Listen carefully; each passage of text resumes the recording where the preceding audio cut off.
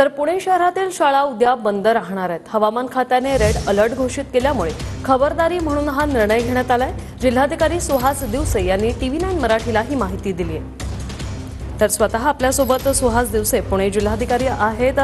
Sir, स्वागत आहे आपलं TV9 मध्ये। नेमका काय निर्णय झालाय, काय पुणेकरांपर्यंत तुम्ही पोहोचवाल, काय सांगाल?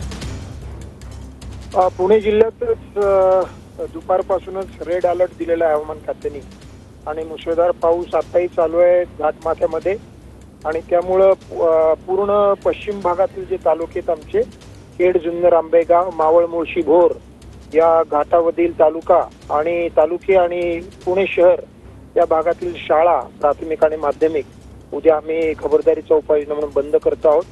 नागरिकांना आवाहन आहे की या भागामध्ये शक्यतो प्रवास टाळा। पर्यटनासाठी जाणाऱ्या पर्यटकांना मी आवाहन करतो की धोक्याच्या ठिकाणी जाऊ नका। सर्व पर्यटनाची ठिकाणं उद्या बंद असतील आणि वाहतुकीच्या दृष्टीने देखील आवश्यक ती उपाययोजना आम्ही करत आहोत, जेणेकरून दरड कोसळणे किंवा रस्त्यावरचे अपघात हे टाळण्याकरता सर्व यंत्रणा सज्ज झालेल्या आहेत। नक्कीच, धन्यवाद सुहास दिवसेजी, तुम्ही TV9 शी बोललात त्यासाठी।